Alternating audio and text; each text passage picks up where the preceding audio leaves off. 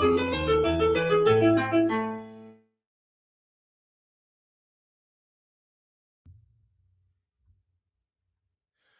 Thursday evening to everyone. How are you? It is good to see you. It is good to be seen by you. And I, of course, am the one and only Bill Sylvie, aka the Dungeon Delver, coming to you live, loud and clear on a Thursday evening.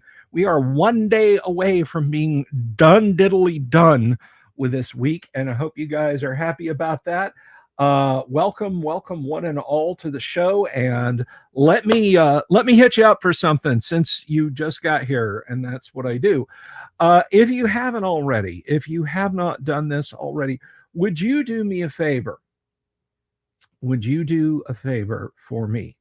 And click the subscribe button and click the bell icon for notifications so that you can find out about all the cool stuff that we are doing on this live stream, night in and night out, day after day, week after week, line after line, round after round. Empty shells fall to the ground. No, that's a KMFDM song. That's not Delver's Dungeon. That's a complete. That's why did you even bring that up? That's ridiculous. Anyway, so we had just a chill time last night. We talked about projects. We talked about stuff that's coming up in the month. And then tomorrow night, of course, we're going to be playing some Call of Cthulhu. And then tonight we are blessed. We are privileged. We have Mr. Paul Stormberg joining us tonight. I know, right?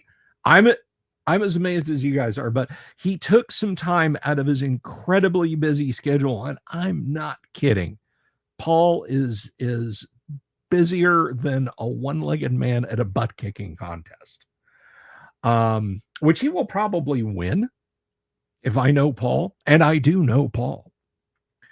But anyway, so he's going to be here. We're going to talk about the Gygax Foundation Kickstarter for the memorial. We are going to talk about the Dragon Days event, which of course I was not at, so Paul can dangle that, like, that thing where the guy's like, oh, you almost got it. So he's going to talk about that. He's going to talk about future doings on and goings on he's got happening. It's going to be fun. Okay, this is no longer a live stream. It's a quest. It's a quest for fun. And so Paul's going to join us here, and I'm sure if you kids behave, he'll answer some TSR, D&D, and Greyhawk trivia. We can do that too.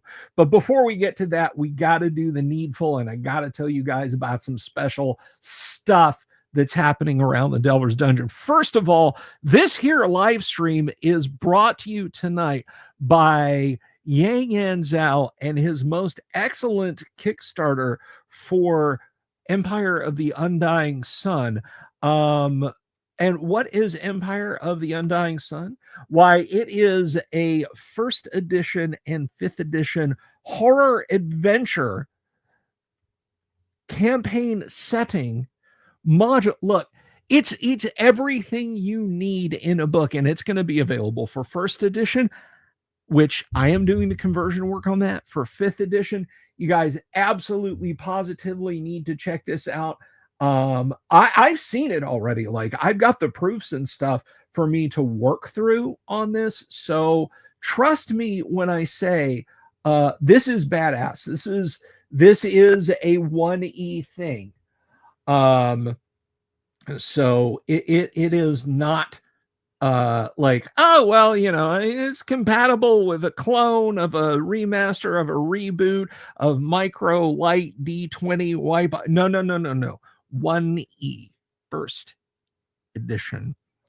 And I'm writing those sections, guys.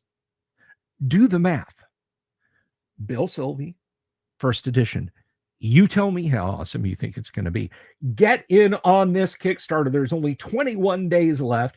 It is almost at $9,000 funded. Guys, jump in there on this Kickstarter. It is going to be awesome. I can attest to the awesomeness. I have 3 adventure modules in it, and I'm doing the 1st edition conversion. It's going to rock on toast. Get in on that.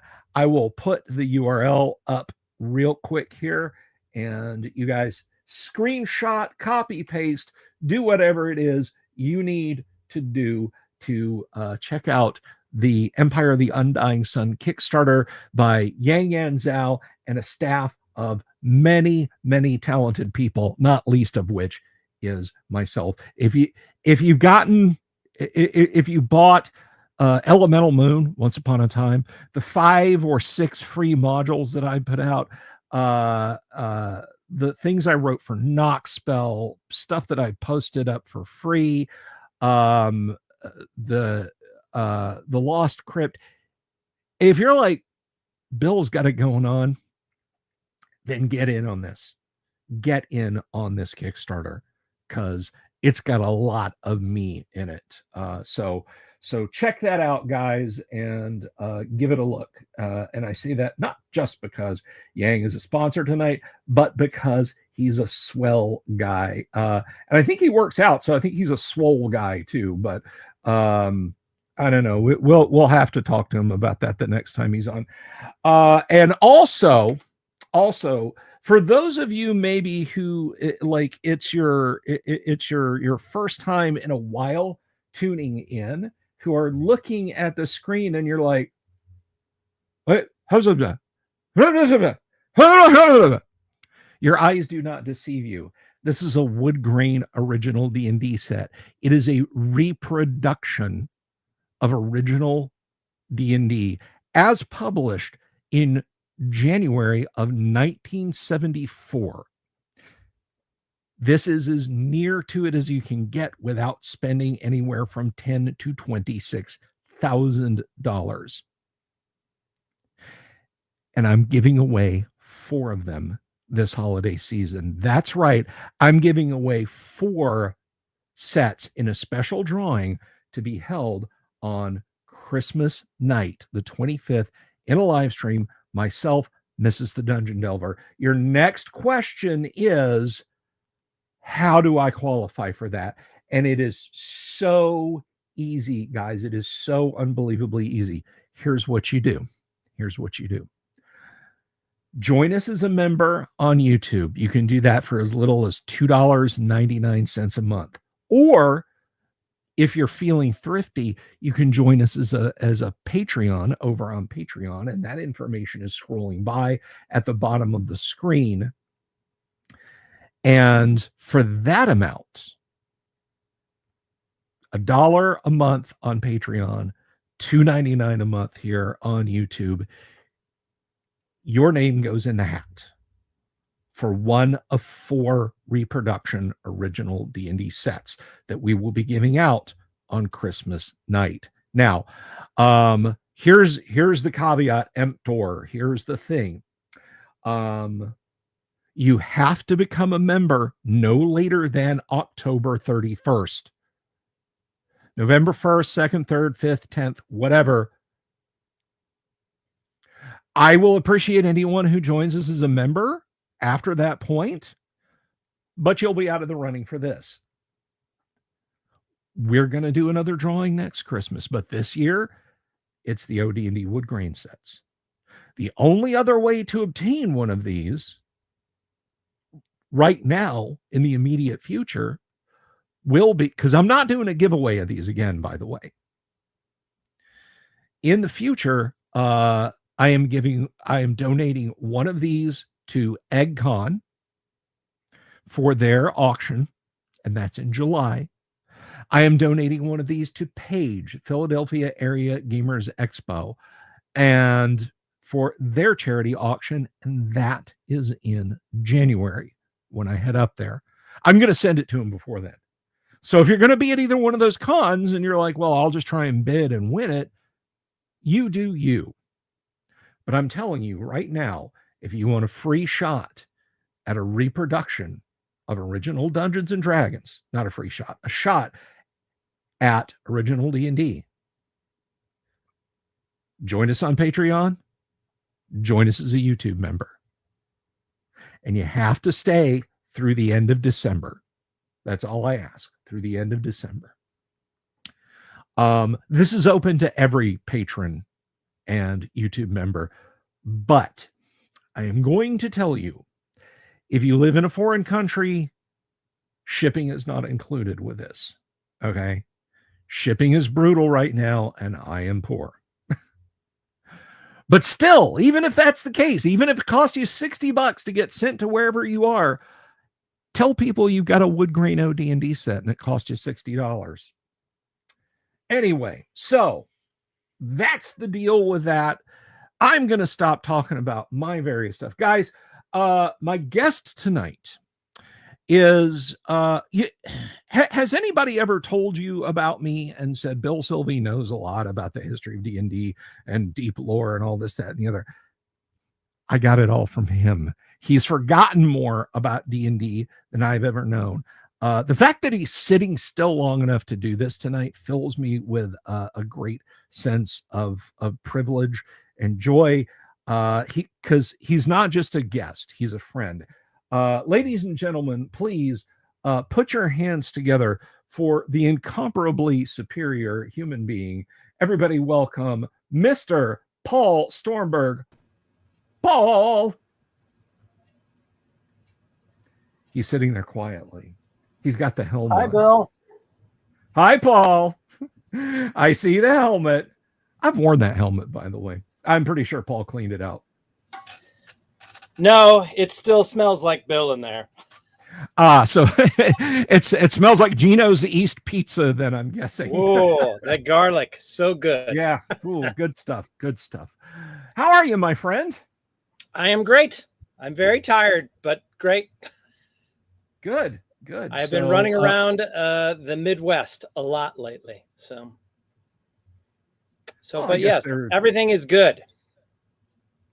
Excellent, man. That is excellent. So I got out some coconuts for our joust this evening. Good. Because we will be jousting. Sound effects. We will be jousting tonight. So you just rolled in from Dragon Days, and boy, are your ribs killing you, huh? Mm-hmm. So do you have do we have photos up for the latest Dragon Days? There are photos up on the Dragon Days Facebook page. I have not put any photos up. My daughter was in charge of photography this year. So okay. she has uploaded our top 10 photos, and those went up on our Facebook page. So you can check them out there. But we haven't uploaded them to the website yet because I'm getting ready to go out of town tomorrow morning. That's right. You are headed to Arnicon in the wee hours, correct? That's right, because I represent both sides of the story. Exactly. The right side and the Arneson side. I'm sorry. I just got that sound, that clicking sound was a certain subset of people just unsubscribing right the hell off my channel. It's as if a million nerds all cried out at once. Ah! Oh gosh. Hey, Arneson fans, I'm kidding. Okay, I'm kidding. But anyway, so you're headed down to up and over to Arnicon. Over up for me. Over up. Okay.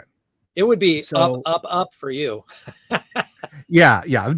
Pretty much adjust 5 fire for effect for me. You know, just straight shot right up the middle of the country. It's like I tell people when people are like, "Oh, are you going to be at Gary Con? Are you going to go to Ed Con? Are you going to go to Arnicon?" I'm like, "Well, let's see. If I start walking now, and I winter in Tennessee, I will be there for next year's." So, yeah. But anyhow, well, Bill, let me tell you about Dragon Days. Tell me about Dragon Days, Paul. Lay on the Dragon Days info for us. It was wonderful. We had we exceeded last year's numbers by 17%, so we were excited about that. We had over 2,000 people, over 400 children attending, and children means kids 12 and under.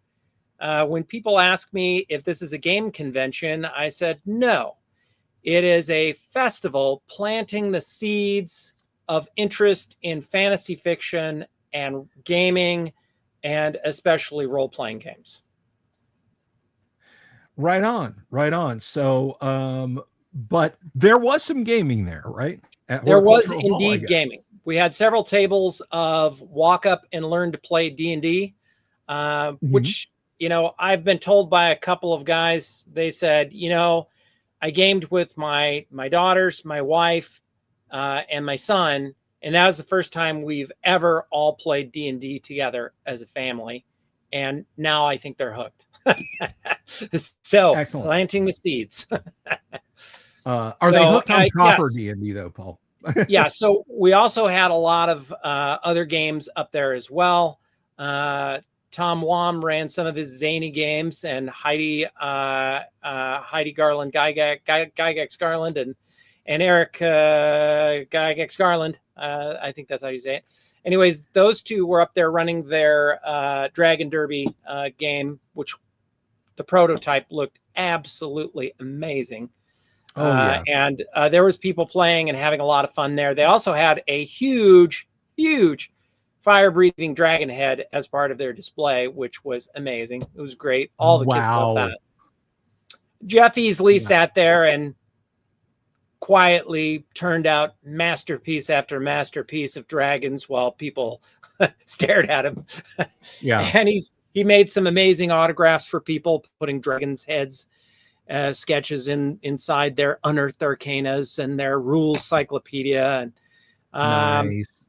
yeah, and so the gaming was great. This year we served hot dogs, just like the Excellent. old Gen Cons. And let me tell you, they sold like crazy. So Would you say we they sold also like had, hotcakes? yeah, well, I didn't want to say hotcakes because they weren't hotcakes; they were hot dogs. Anyways, that was a kind of an ongoing joke that they served choice hot dogs at Gen Con in years past, and it was because that's all they could afford to serve the Gygax family. I remember seeing the ads in the Strategic Review and early issues of the Drag. Hot dogs will be served. And so that was very successful. I think we sold something like $400 or $500 worth of hot dogs and chips and candy and sodas and other things. So it was great. I think a lot of people had fun with that. We also had Chris Ricks from Midwest Gaming Classic, and he brought up a whole bunch of D&D pinball, arcade machines, PlayStations, NES, Atari, playing in television, so people could play Cloudy Mountain Adventure and all sorts of vintage games. And that was a real hit for people at Horticultural Hall too. And that was kind of the mecca of our gaming. I also had my history of D&D exhibit, which shows Dave Arneson's history from one side, Gary's history from the other side, and it shows all the parallels in the men's lives until it comes together to the publication of D&D. So it's a pretty neat display, if I do say so myself. That's great. I hope I can get up there to see it one of these days, man. That sounds like an absolute blast. I love it that there was a guy there with kind of the history of D&D games. When I was a kid, man, like we were an Atari household, right? And I think most people were. But when Treasures of Terramin and Cloudy Mountain dropped for the Int, I was like, oh, I backed the wrong horse. I don't know. Adventure was pretty good. Adventure was pretty good. Adventure was not bad. But the bat made the adventure. Now I will tell you this though, and you are probably well aware of this, but for anyone listening, watching who isn't, there was actually a prototype of one of the two Intellivision games was finished for the 2600, but it went unreleased. I can't remember if it was Treasures or if it was Cloudy Mountain, but that ROM file is floating around out there. If you are into the, if it plays anything like ET, it needs to go in the dump. No, I don't think that was it. It's funny. One of the things I found out, and we can just dive right into TSR business Let's trivia do. because we do like talking about that here when you're here, but we are going to talk about the Kickstarter and more about this. But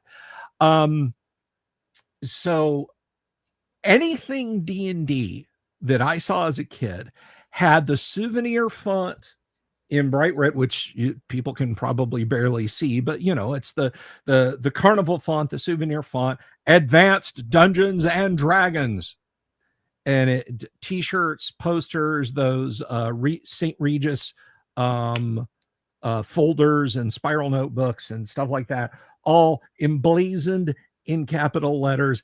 And it was also on the 2 Intellivision games. And I had it explained to me that that was Gary's insistence. Anything licensing that went it out had that giant stuck above everything else, Advanced Dungeons and Dragons, Cloudy Mountain, on it. So I don't know if if that is the truth. It seems like a businessy kind of thing to me. So maybe that was the Blooms pushing that product identity over everything, but maybe No, I think it was Gary.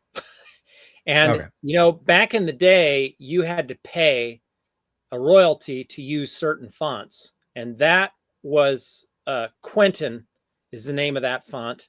And Quentin was made by a German company. I believe their name was Elsner and Flake.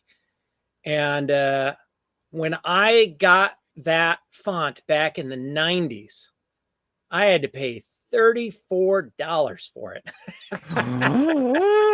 Now, of course, you can get it everywhere for free, and it's no problem.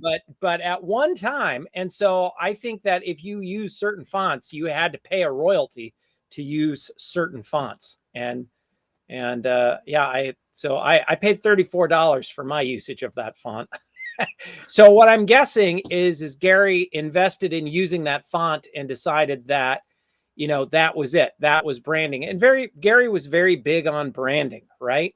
Mm-hmm. And so, yes, I think later the lawyers forced everything to have a trademark, everything to have a registered trademark on it, and no appearance of D&D. As a matter of fact, remember there was a big stink about Moldvay Basics set when it was edited in a few places. They had forgotten to put the copyright by D&D, by the registered trademark on D&D, and they forgot to use the registered trademark mark in several places. And Gary was not happy with that. I've read the memo, and the memo made me shrink in my boots. And I was like, yikes. I'm glad Gary's not mad at me. This is someone else, so I'm okay. Yeah. But it was withering. It was withering, and it went to Lawrence Schick, and Gary said, I'm holding you responsible, Lawrence, and your people. So it was pretty harsh. Also, the World of Greyhawk Folio, when it first came out, and it was delayed and delayed and delayed, but when it finally came out, there was no copyright notice for TSR at all on the cover of the booklet. So Gary, as punishment, made some poor bastard take a hand stamp all 20,000 copies twice. Whoa. So that's a bunch of stamping. That is the story of trademarking and branding in TSR early on. It was taken very seriously. Now, I was fortunate enough, I actually to locate for Peanuts. I mean, even by standards of the day, Peanuts, a true first monster manual, which, the cover arrangement is different. There's an asterisk next to Advanced Dungeons and Dragons, and printed right on the cover is trademark applied for. Right. So it says Advanced Dungeons and Dragons asterisk, and then like down near the ground, because that famous picture that David Sutherland did, trademark applied for. So Bill, do you know why TSR was so serious about its trademarks, and why they had such a stringent legal approach to everything and had contracts and corporation formation papers. It was because Gary's, I guess, uncle-in-law, C.E. Burdick was his name, was the city attorney for Lake Geneva and did all of their legal work for free. So if you want to know why how Gary and Don Kay, with barely $1,000 between their name, $2,000, were able to afford trademarking and copywriting and articles of incorporation and incorporation agreements and all that sort of stuff, is because it was all free. But unfortunately, it did them no good. Yeah. Well, I wonder. Okay, so I'm gonna delve into a little bit of frippery here. Frippery, yes, some frippery. There are brands out there, I think, that are cursed. There are brands that are initially successful, but they're cursed. It is beyond the scope of this live stream, and even what I do, even when I'm just BSing and it's just me in the audience, to go into all the hows and whys. But you and I are Gen X. You remember Commodore computers, right? Mm-hmm. Commodore 64, VIC-20, the Commodore PET, so on, the Amiga, everything else. The number of companies that have attempted to revive that brand and failed since Commodore went bankrupt in 1994 is staggering. Really? It is staggering. And like, who owns this copyright? Well, I bought it from Acer, and no, Acer just gave you a license. And it is just an absolute mess. And nobody has been able even to create, like, look, the Commodore brand's well remembered by Gen X. We're going to put the Commodore logo on this brand of generic Windows laptops and sell a little bit of nostalgia. Those companies fail. And when you look at what's happened with the TSR logos and trademarks and such, like, particularly in the last 7 to 10 years, I'm sure I don't have to tell you the nonsense that's gone on there, right? I kind of wonder if this is another one of those cases like that, and that's a damn shame. Not Dungeons and Dragons, just TSR. Yeah. Well, I do wonder. That is a long and sad story, Bill. Yeah. Well, like I said, and that is another one that is beyond the scope. I don't really want to talk about people that aren't folks that were out there making fun and having a good time. So to snap from the right lane all the way back into the left lane, I did want to ask you back about Dragon Days. Did you guys do the Hay Bale Dungeon again this year? Yes, indeed. I got up at 5 a.m. with my friend Kevin Maurice, and he and I went and picked up the hay trailer and hauled it with my pickup truck to the park, and then proceeded to unload 216 bales of hay. And then a second farmer showed up with another 90 bales of hay. We unloaded that. And excellent. we made the castle, and we even made battlements on it this time. So it was cool. It looked pretty good. It looked pretty good. And it was right in front of the library in Lake Geneva, which is a very choice spot for it. And in each of the 4 towers, I have some of those mounted dragon heads that breathe fog, but they had these 2 diode lights in their mouth, which were supposed to make the fog look like it was fire. But what I did was I took an awl and I poked holes through their pupils, and then I pushed those little diodes out between their eyes, so they have little beady red eyes glowing. And you know, because the smoke is smoke anyways. Who cares if it's red? Right. And right. they looked absolutely fantastic. So That is that was wonderful, man. that was very successful. Yes. Very cool. Very cool. I love hearing stories about the hay maze. God willing, I'll get to come to this thing and see it in person one day. How many vendors did you have out there this year? We had over 40 paid vendors. We had a Mhm. couple charitable organizations that were there that we gave free booths to. Like there's a Warhammer 40K convention out at the Grand on the same weekend as Dragon Days, and it's called Dragon Fall. And Ah. they started just they were originally in Illinois, and Mhm. I think right in the middle of COVID, they decided to move to Lake Geneva because they could get the Grand for really cheap. so and kind of the first year that they were trying to do role playing was the first year that we had Dragon Days. So we both had simultaneous events.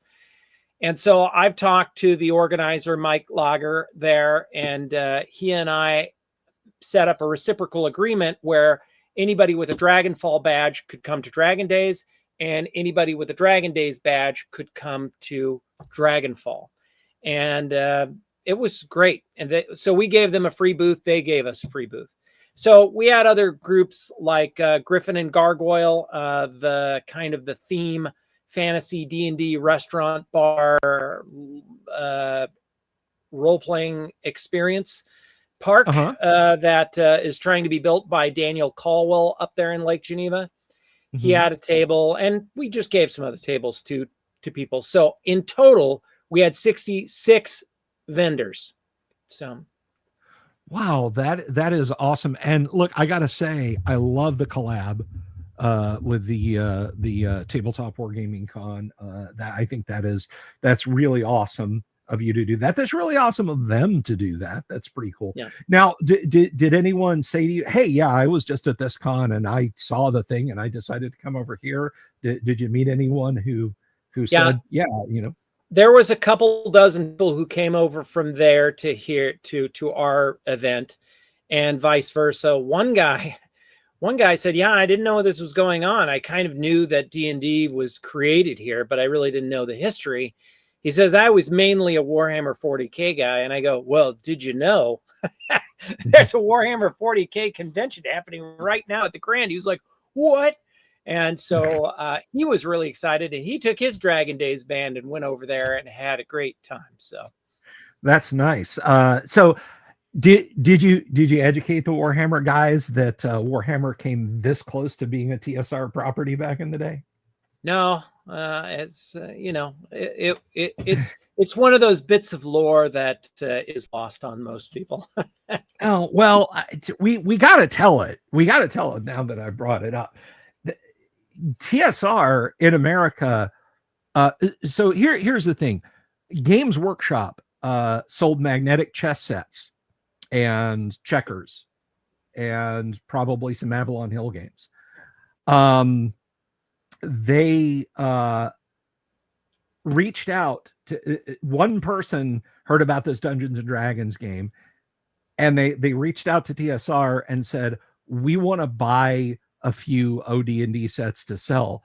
And as I have it, and you can correct me if I'm wrong, Gary was like, "Congratulations, you're TSR UK." Basically just said, "You guys are now the official distributors of Dungeons and Dragons." And one of those people, I think, was Don Turnbull. And who else from some of the founders of Ian Livingston. Thank you. Yes, I was racking my brain trying to. Ian Livingston. And Steve Jackson. Yes, they the British Steve Jackson. The British Steve Jackson. As opposed to our Texas Steve Jackson. The other British Steve Jackson who did fantasy games, because there's actually two of them. One of them did like computer games, and one of them, of course, Steve Jackson of the British Steve Jackson, and then we have a Steve. It's like every country was supposed to be issued a Steve Jackson. The UK got 2. I think there are also 2 Phil Barkers. I think there's a US Phil Barker and there's a UK Phil Barker who did War Games. Well, there you go. Crazy. So TSR in the UK, they published modules. They did they did White Dwarf magazine. Very White Dwarf magazine, up into issue 100. White Dwarf magazine actually had content, or it may not have even been issue 100, but up to a point they actually had content for games other than Games Workshop in there. And then one day they, just like people with White Dwarf, they got an issue of White Dwarf, and all they were talking about was Games Workshop stuff. Evening Bob Gnarly, good to see him. So they publish this stuff, they push this stuff. They were responsible for, and I mean that in the least positive way possible, Fiend Folio. But yeah, when they first published Warhammer Fantasy Battles, TSR was keen to buy them and just make Games Workshop part of TSR. And I mean, wow, can you imagine Warhammer 40K, a TSR game? So, well, it would have been cool, but I think that is very interesting that, you know, even the materials produced by TSR in the United States were given a little twist by the UK publisher, because they thought that the American art wouldn't be gritty enough for the UK market. So like the Holmes basic set got a complete makeover of its art. They just replaced all of Dave Sutherland, Tramp, and Tom Wam's art with their own art. They said, well, screw it. We're going to put Fangorn art in there and replace all this American art. And yeah, interesting. So yeah. And I, you know, I'll say straight up, not to get too sidetracked, we have other things to talk about, but I don't dislike the art in Fiend Folio. I just dislike, I think I figured it out, 88% of the monster entries. The art's all fine. It's just the monster entries are garbage. But anyway. Somebody doesn't like you talking crap about the Fiend Folio. Yeah, that's Gonzalo. Somebody talking stuff about the Fiend Folio. Yeah. But anyway, so let's move on to more things that are Let's go back to Dragon Days. Topics du jour. Dragon Days. Tell me more about Dragon Days. Well, so this year we implemented a new thing. We have adventure sheets, which are character sheets for the adventurers, which are the attendees of the festival. And on that sheet, it has 16 spots, little rectangular areas where you can get an experience point stamp. And so for each place you visit, you earn 100 XP. So when a little 6-year-old goes through the dungeon maze, they get a stamp of 100 XP for going on that adventure. When they go down to the Adventurer's Proving Ground, which is a series of carnival games that try to help you decide what sort of character class you are. For example, a magic user has to make potions, a cleric has to turn undead, a fighter has to fight, and a wizard has to cast fireballs, which are beanbags in a cornhole game. There you go. So, and once they complete their Adventurer's Proving Ground, they would get a certificate for being a member, first level adventurer in the Dragon Days Guild. And then on the back of that was a citywide quest with a series of D&D like riddles that they had to solve. And every one they solved, they got another 100 XP. So, Bill, you might be asking, what are all those XP good for? Well, what are all those XP good for, Paul? We decided to have a ye old magic shop with a treasure table where you could take your experience points and cash in those experience points for magic wands that lit up, plastic gems, jewels, jewelry, rings, metal dragon charms, little dragon eggs with baby dragons inside of them, t-shirts, bracelets, just dice sets, all sorts of things. And so basically for about 1,000 experience points, you could get $2.50 worth of fantasy themed stuff that I bought on Amazon. Well, there you go. And so that was our big addition this year. But what we found out was that we collected all of the sheets. We found out that most people tried to visit every single site in town.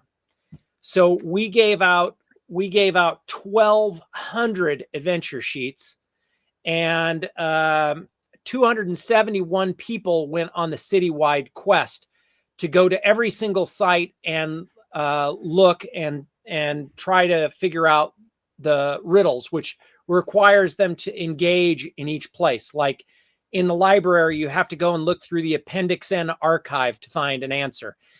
In the museum, you have to find Gary Gygax's copy of Chainmail. Even if you go to the theater, you have to find out what villain the D&D characters face in both the cartoon and the D&D movie, Honor Among Thieves. And so what it ended up happening was we had huge crowds at every single location throughout the city, which was great. So that worked out fantastically. And it made the entire experience like a D&D adventure for newbies. It was great. That's awesome. Now, you mentioned crowds at every place, and obviously, I mean, 2,000 people. For those of you who don't know, Lake Geneva has a nominal population of about 8,000. So Paul basically think if New York City suddenly grew another 1.5 million people in a weekend, that's what you guys accomplished. So have you had other other store owners, just places that don't necessarily interface with you guys that much, have they come to you and said, wow, this is a really cool thing you've done, this is a real shot in the arm in a time of the season when things are kind of slowing down? Because I mean, I live in Florida. We'll be swimming until January. Up there, I mean, it is a beach town, but late September, no, it's not anymore. So I would imagine that the vibe definitely shifts, particularly by early mid-October. Did you get that positive feedback from people? Hey, thank you. Yes, indeed, we did. As a matter of fact, we had several partner vendors that were great to us. Harbor Shores, the hotel, offered hotel rooms for $99 a night. No resort fee, Bill. And everybody who checked in got a set of dice. That is so wonderful. The missus and I, the last time the both of us were up in Lake Geneva, we stayed at Harbor Shores. Wonderful little hotel. We didn't get free dice though. But that is awesome. And then we had Inspired Coffee made a dragonberry drink, and Cold Stone Ice Cream had a dragon scale sundae, and there were several other shops as well. Lake Geneva Games, run by Jason Ledke, of course, always a good supporter. He gave us about, 250 sets of dice to give away. So pretty much every kid that came to the festival walked away with 1 or 2 sets of dice. That's wonderful. And Bill, you'll appreciate this. I made sure to include among the prizes a magic flute, a recorder that plays at very high-pitched notes, and I made it really affordable so all the children could walk around with them. You're an evil man. I know I am. Evil I'm man. sorry, but those kids were happy, gall darn it. It's what your character would do. That's exactly So, right. so it sounds like an absolute ton of fun. It always sounds like a ton of fun when you guys go up there and get your fun on. Now, is there a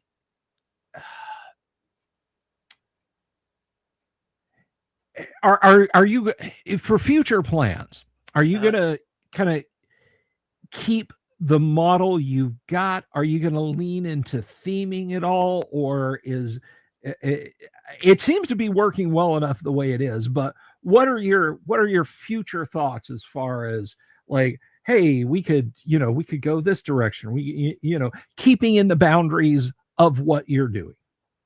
Well, unfortunately, well, one of the things we had planned was to have a live action dungeon at Horticultural Hall. Horticultural Hall has a courtyard, and around the courtyard are some narrow hallways. They call them loggia, I think. But anyway, these were where the market booths were for the flower vendors that would sell at the horticultural market when it was run at Horticultural Hall. Well, we were thinking of doing a dungeon there, and I had been working with 66 Studio and Cosmo Joe to set one up, and they were going to do one this year, but sadly, Cosmo Joe was killed in that freak accident. So Yeah. So we kind of shifted gears, and we brought in a LARP group called Deep Light, and they brought in, I think, 15 to 20 costumed people in fantasy medieval garb. And they ran our Adventurers Guild and the Adventurers Proving Ground. And they were just an amazing presence and kind of tied the whole theme together. But we would like to try to get something like the 66 Studios to do a sort of, or True Dungeon, to do a True Dungeon adventure there at Horticultural Hall. We'd like to expand our gaming at Horticultural Hall into the evenings. We've expanded it and included food, which was a big jump for us this year. And it was very handy because we were able to feed we had a lot more volunteers this year. We had over 30 volunteers this year. Last year we had 12 people. Not just volunteers. It was like, and 6 of those people were my family, and they had no choice. They had to be there. Paul just force marched him to Lake Geneva. That's right. My daughter said, so do we have the option to go? And I said, no. They were voluntold. Everything I've ever done for you is being paid back now. You have to come. So literally half of the volunteers last year were my family. And then a couple of Lake Geneva locals, like Harold Johnson and his friend Deb, Sonia Ackright of the museum, Mike Carr. But now we've added many more people to the list of helpers. Victoria Heron and Mike Sefton have been very helpful to us. And so expanding the volunteers have allowed us to kind of expand our footprint a little bit. We'll have a new quest next year. This year, the quest was the Dragon's Curse. Next year, we'll have a new quest for people because we want it to be a different experience every year. Our costume contest was amazing this year, and we expanded it to have more categories. We actually have 2 costume contests, one on Saturday and one on Sunday, because some people don't come to both days. We had 2 little girls, both in wheelchairs, who had fantastic costumes. That was a really amazing part of the costume contest. Just some tremendous creativity in the costumes. It was a wonderful contest. We had an artist come in and learn to draw a dragon. Next year, we hope to work with the local high school to have a dragon drawing contest for the high school students. and Okay. possibly offer scholarship money for the winner of the drawing contest. And the theme is Jenny the Lake Dragon, which that is the lake monster that lives in Lake Geneva. So Right, let's see what else. Oh, and the theater, the Geneva Theater, which is now the Geneva Stage, we were starting the initial planning of having Steve Sullivan run basically a fantasy film festival. So not just the D&D movies and D&D cartoons, but, other fantasy films and maybe new fantasy films made by small indie people, and sort of make it the Sundance of fantasy films, I guess. Something like that.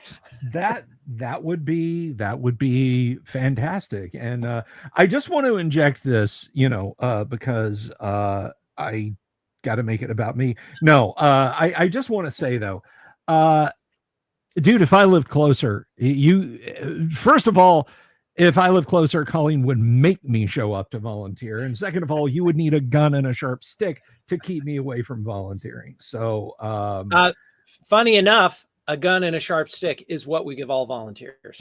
Well, oh, excellent. In most states, I can still carry legally. So that's it's Wisconsin. That's wonderful. Yeah. There it comes with a fifth of whiskey. And cheese curds. And cheese curds, yes. Don't look now, but Gonzalo is listing every monster alphabetically in the bean folio. Yes. So Aarakocra and Bullywug. So those are both in the are from US TSR authors, and they're good. You see, your praxis is simple. If it's something that an 11-year-old mailed to White Dwarf magazine and they put in the feed factory, it's probably not good. Saw this on Star Trek. No. I saw this on Doctor Who, so I decided to write it up for D&D and mail it in. That's most of that stuff. But, so let's see what else happened at Dragon Days. Well, so simultaneous to Dragon Days, Ernie Gygax's widow, Donna, ran what do we call it? Not a charity event, I'm having trouble coming up with the word. A benefit. Ran a benefit gaming event at her and Ernie's Dragonlands estate, so to speak, their home. And she set up tents and people came and gathered. They did that in the evening after Dragon Days. And it looked like it was a very lovely event with quite a few people at it. So that's good. That's wonderful. That's one thing I like. That's just a little nugget of information. I had no idea that his widow even gave a hoot about TTRPGs, but I think it is wonderful that she does. And if she got a little gravity assist from Dragon Days, even better. Better. And we wanted to help her as much as we could. Unfortunately or fortunately or whatever, just incidentally, Dragon Days, again, it's probably 70% of just families with kids that want to run around with a foam sword and whack against somebody with a foam sword and shield. So, and then the rest of it, 20 or 30% are gamers who are there with their families, and are there to game, but are also there so that their family has something that they can share with their gamer parent or child. So, which is a really nice way to bring the family together. Yeah. That sounds just wonderful, dude. Now I've got to ask a silly question, but I'm going to ask it anyway. Did you guys have a D&D board games area where people could play Dungeon, the D&D Electronics Labyrinth, Fantasy Forest? Yes, there were. The Dungeon board game was run by Vince Raguska, and he ran it on Doug Waltman's amazing 3D model that he created of the Dungeon board game. So that's an example of one board game that was run there. AD&D was played. Moldvay Basic was the introductory version of the game that everybody who was learning to play D&D, who walked in there not knowing how to play D&D, ran through the Haunted Keep adventure, which I fleshed out a little bit so it would be a good introductory scenario for people. Had some great game masters running that. 5th edition was run. 2nd edition was run. BECMI was run. I think Robin Irwin? Who was it? Oh, now I lost my name. Anyways, Rachel Strange. I think Rachel Strange ran Keep on the Borderlands. It was a wonderful variety of games, from electronic to board to role playing. Damien asks, was the Dragon Strike board game or Dragon Strike game played there? It was not, but if you want to run it next year, I've got a table. Damien, there you go. He'll give you a table. Go up there. No, that sounds just magical, just amazing, and I am looking forward to seeing pictures. I unfortunately I don't have a Facebook login on this local machine, so I can't. But if you can pull up Facebook on your machine, if you have some pictures you'd like to share. I don't. Okay. So I did, Bill, but my daughter is in charge of the photos and she won't give them to me until they're perfect. I gotta tell you guys, Paul is keeping the Nokia flip phone people alive. I don't have it on me. I don't know where it is. Oh my gosh, where's my phone? I got it somewhere. So if you want a picture with Paul, if you want Paul to take a picture, bring your phone. Keep your phone. My phone takes pictures. It can't store them. It can take them. You can look at it on the screen, but then you have to delete it or you can't use the phone. I have a stack of perfectly serviceable Android phones that I've upgraded from. I'm putting one in a box and mailing it to you. That's nice, you will. Here, activate this. So anyways, as far as gaming, virtually every edition of D&D was being run except for 4th edition. Yeah. But who wants to run 4th edition anyways? Exactly. Who wants that? Kanek says, I play in Pesto. Hey, Kanek, this is a family program, and what you do in your own time is your own business. I don't really, we Pesto. Don't need to hear that. But anyway, Gonzalo's brain is broken. Stop it. He's down to the S's. he's leaking fiend folio everywhere. Somebody get a mop. Anyway, or maybe get an adherer to gather it. An adherer, yes.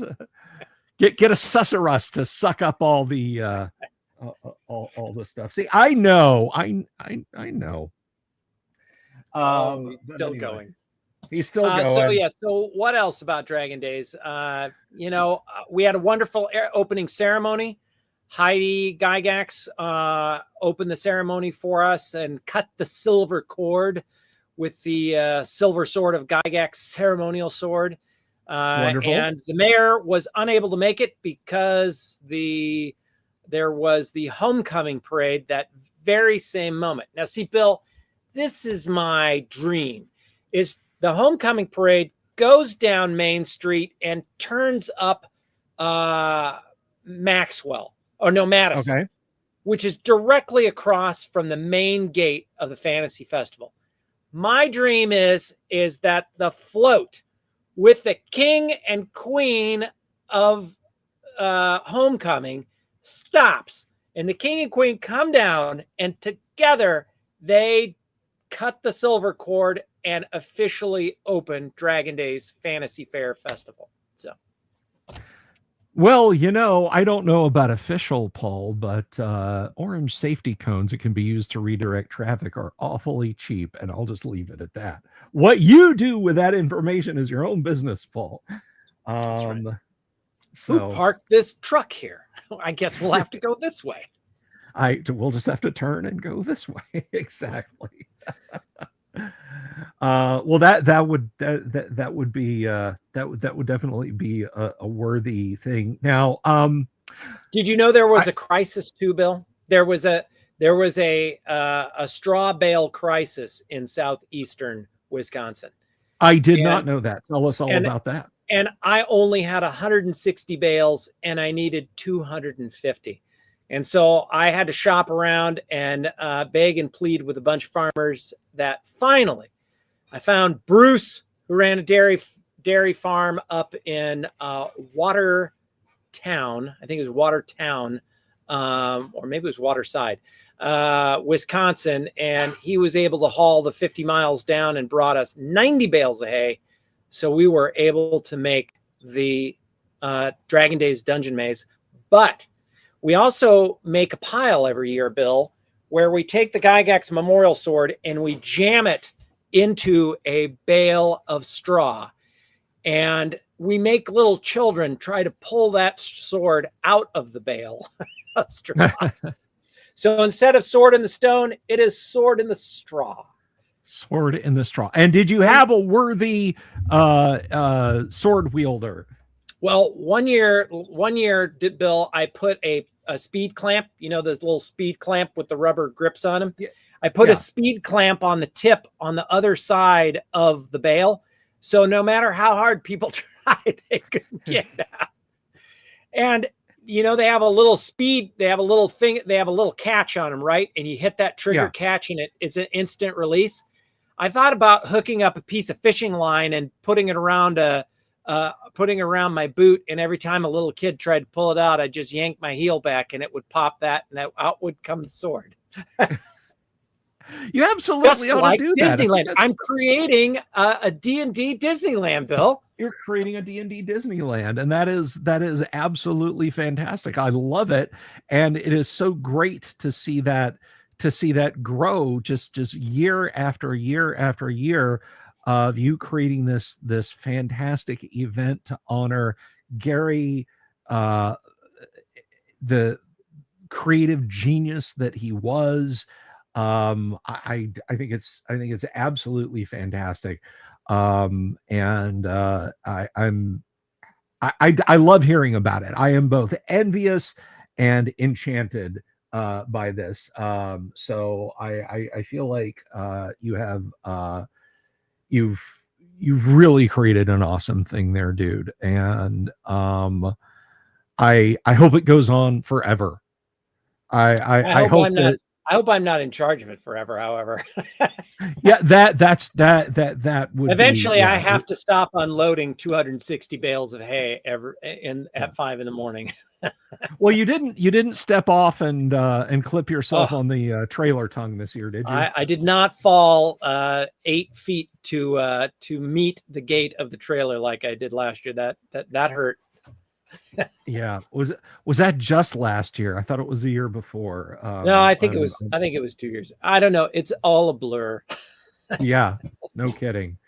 You start hitting our age, and things get a little fuzzy the further back in the past they go. But and I told every kid who pulled the sword from the straw the same thing. They said, "Congratulations, you are king of the Dragon Days Fantasy Fair. As your reward, you get to pick any bale of hay to take home."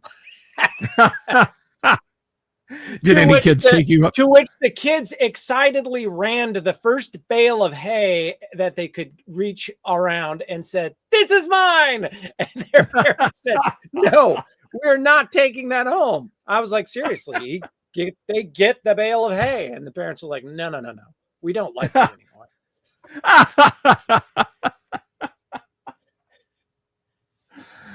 Oh my goodness. Well, if I was up there and one of the girls did, I'd just be like, cool. It's gonna go load this in the rental, hun. We'll check it at the airport. Don't worry. Just rock up to the Delta counter. Checking that. Does this fit? Yeah, exactly. Will this fit in the overhead? Yeah, just shove it into that gauge of theirs. Just compress the hay. You'd have to be a strapping farm boy to get one of those bales up over your head into the apartment. Yeah. So speaking of Lake Geneva events, because this is not really Dragon Days adjacent, but I did want to ask you about this. You and I, we had about this time 2 years ago, you and I had a hurry up project where you needed a Christmas tree topper dragon. Yes. Every year is we are part of the parade of trees that is done by the local museum, the Geneva Lake Museum, where the Wizard of Lake Geneva exhibit about Carrie and D&D is. Okay.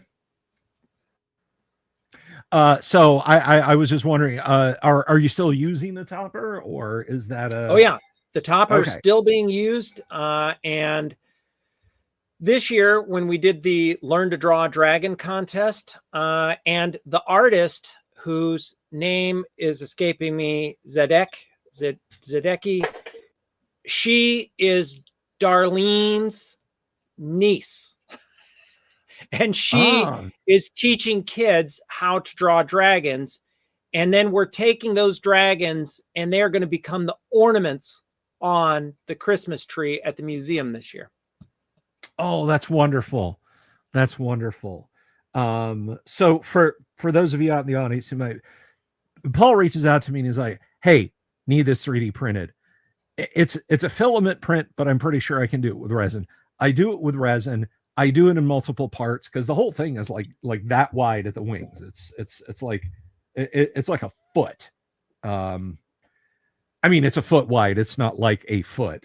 You know what I'm saying? The rare foot dragon. The rare foot dragon. I think that was in the Fiend Folio under F. Yeah, under F. But anyway, so I cut the 3D model in the 3D program, and I 3D printed pins to stick it all together. And I printed out, cured the pieces, everything's groovy. And my oldest daughter and I did the baking soda and crazy glue trick to stick the wings on. That creates an incredibly strong bond. Also, kids, it's an exothermic reaction. Don't get baking soda and super glue on your fingers at the same time. So we pin that. I send it to Paul. It arrives broken, but it did not break at the joins. It broke elsewhere. the pinned parts of the wings, rock solid. They just broke further up away from them. But you got it fixed. And it's on the Christmas tree, and that makes me looks like $1 million every year, and the kids love it because we have a little treasure chest full of gold coins that they can take. So all the kids, the adults just kind of are like, murr, murr, murr, murr. But all the kids love that tree because they know they can get a gold coin from the tree. That's wonderful. Nothing like plying children with cheap plastic toys. But the children don't get to vote on the tree, which stinks. Yeah, well, you know, why not? I mean, kid's favorite. Yeah, get a kid's favorite out there. You guys will win every year. And hey, I'm stating it right here on the air. If you ever want to switch it up, if you ever want to do a different ornament, let me know. I have 3 3D printers that are just sitting there waiting for the word go. Yeah. Well, the whole theme is it's a gold tinsel tree with jewel-shaped gems. It's supposed to be a dragon sitting on his hoard, essentially, is the whole. And so it's called we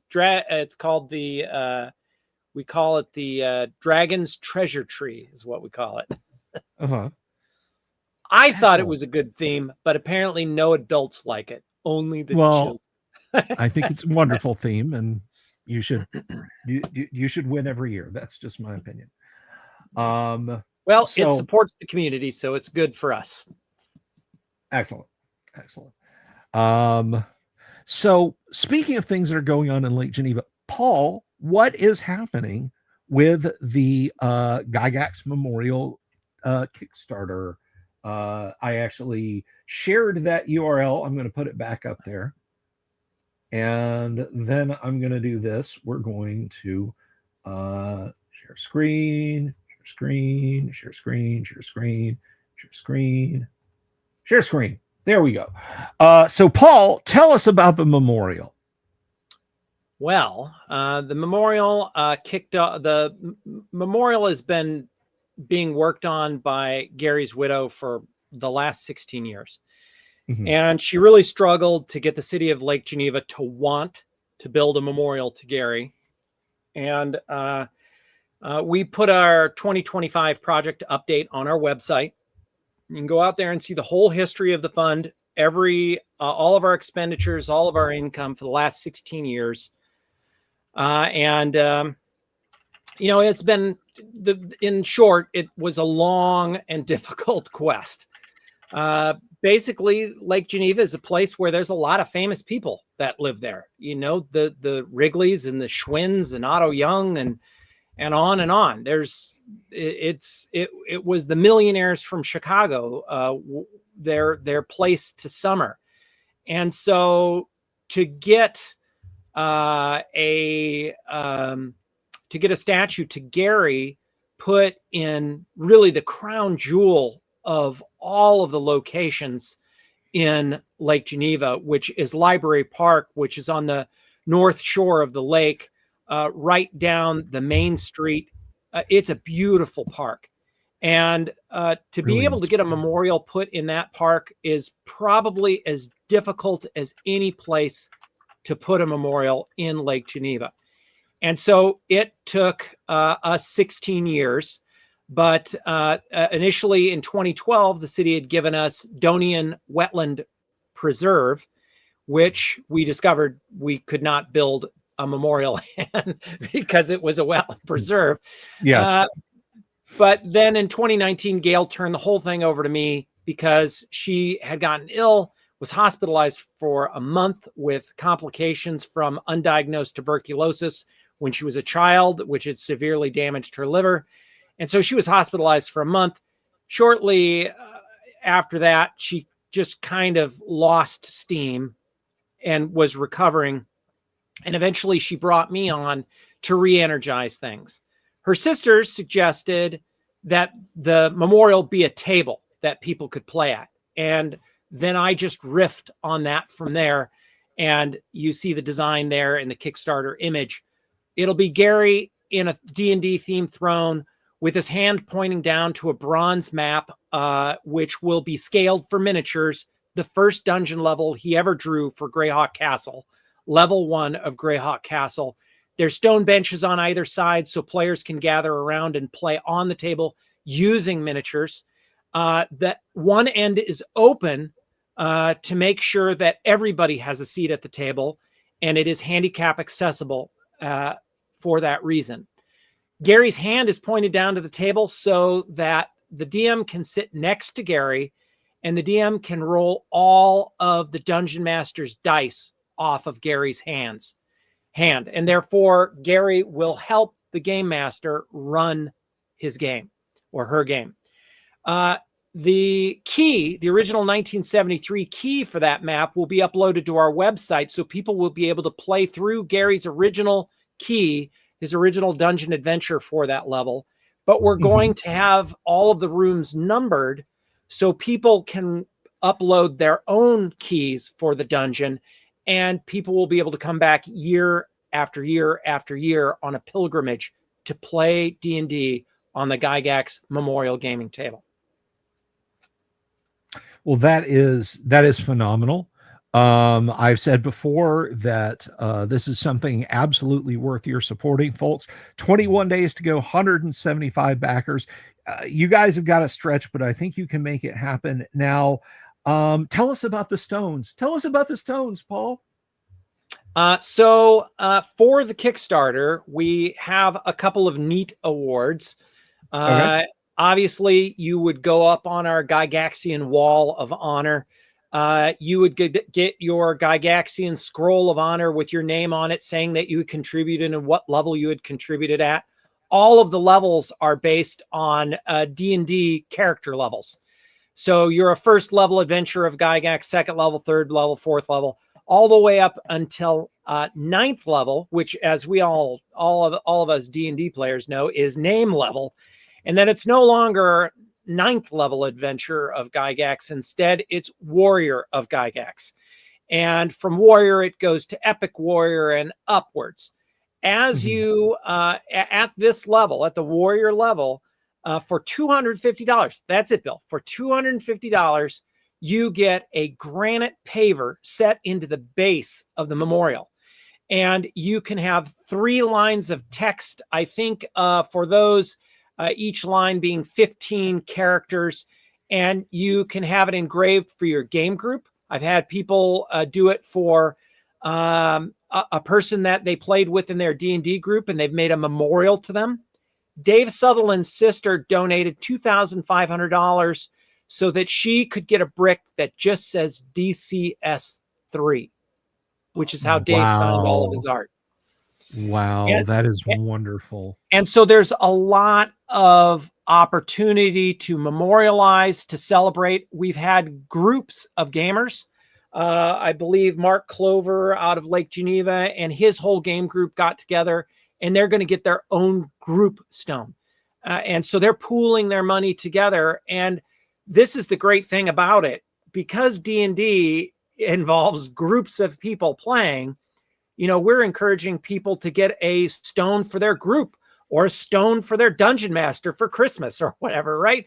You know, all of those things are options and possibles. Now, as you go up in level, for example, a warrior is a 4x8 brick with 3 lines of 15 characters. If you go to epic warrior, it is a 4x12 inch granite paver with 3 lines, I believe, of 20 characters off the top of my head.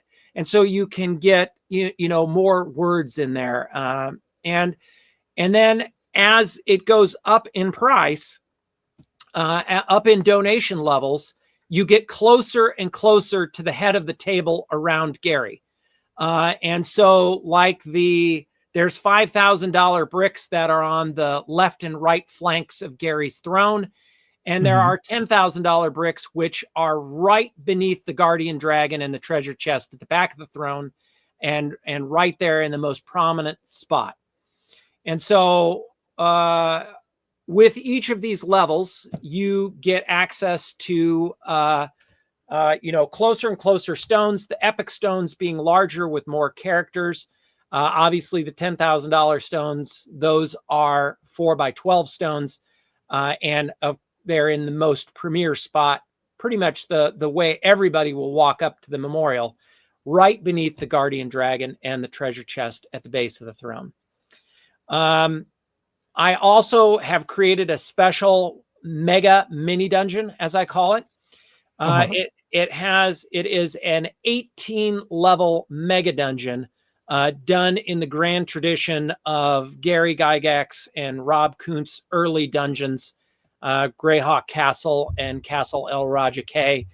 And it is done old school style on graph paper, handwritten, and front and back, and several pages for each level, 18 levels, telling the epic story of Lord Greystern's castle and what mysteries have befallen the place. Written by yours truly, Paul Stormberg, the only person alive to have seen Gary's entire original 13-level Greyhawk Castle. Wow, that is unless somebody offs me in the next couple hours. Well, presuming there's no team of assassins on standby to take Paul Stormberg out, I have a feeling that is in pretty safe hands. Well, that is absolutely awesome. And guys, get in on this Kickstarter. Talk to your group. All right, talk to your gaming groups. Talk to your DM. This is something. I mean, you know, I've got a nominal 10 people in my Monday night game. I could probably get them to throw in $25 a piece and us get a stone up there. Maybe not, the $10,000 right under Gary's butt. However,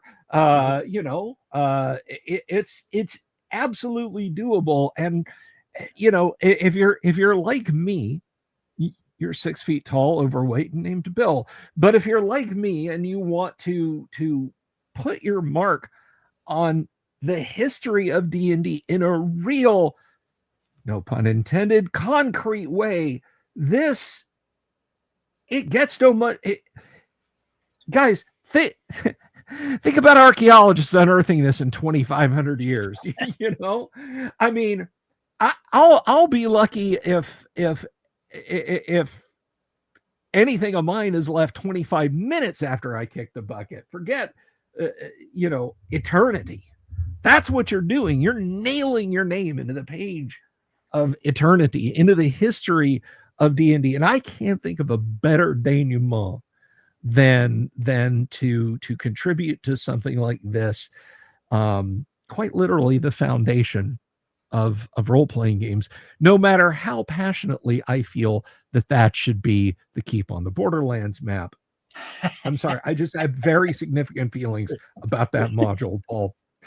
But I couldn't fit the whole thing on the map and have it scaled for miniatures. It would have been too small, Bill. Did you think maybe a bigger table, Paul? You did not. Yes. This table at $925,000 is nothing. Wait till you see my $8 million table, Bill. There you go. It's the entire. Somebody said we should have 2 tables, one for Dave Arneson, one for Gary, and a giant Stonehenge arrangement around it. I was like, oh, please. Another person also told me I had my history wrong.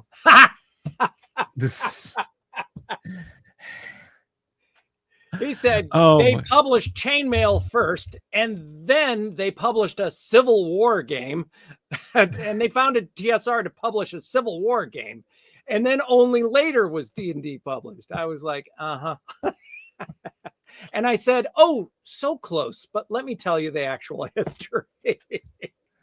That's the fun thing about hanging out with you, Paul, is when you play the actually card, it's correct. It's correct. The only thing... And I said, by the way, it was the English Civil War, not the Civil War. I see. I see them roundheads are coming into Chattanooga. That's right. Would you get your Civil War wires crossed? General Longstreet facing the Roundheads. Yeah. Okay, so although I believe Longstreet did wear a feather plume in his head, so he would have looked very cavalier. I see what you did there.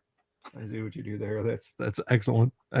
So anyways, Bill, the whole theme of this thing is that there are 50 million people who have played this game. It has saved people's lives. It has made people's lives better. It has given people joy. It has given people careers, relationships, even a spouse. It has been a gift for gamers all over the world. Isolated, alone kids in little towns, isolated in their high schools, nerds not fitting in anywhere, not jocks, not fitting in. They had something that they could turn to that made them feel like they were a hero. They could tell stories of heroic quests through this game, and it literally saved people's lives. So we think if there's 50 million people out there who've played this game, that so many of them have had so much joy and fun with this game, that this is their chance to say thanks. Because if it weren't for Gary, the game would not be known to the world. If it weren't for Dave Arneson, it wouldn't be known either. But Gary was the guy who believed in a game when no other publisher would. Gary believed this game could change the world, and he believed in it so much that he risked everything to get it published. And so I think that this is an opportunity for people to say thanks. Somebody said, why are you begging for money? You know, didn't you already raise enough money for this? Why are you begging for more money? I said, we're not begging for money. We're giving you the opportunity to say thanks for the greatest game ever played. Well, I mean, I think that says it all, Paul. That's really, you know, talking about the impact this game has had on people and what you guys are doing. I think this is a wonderful way to make a lasting mark on culture, not just D&D. I mean, yes, D&D, but when you expand to a point where you can indicate something of such utter permanence, you know, this isn't a blog post. This isn't a book that could get thrown away, forgotten about, put on a shelf somewhere. You're making an actual permanent physical mark on the world with this.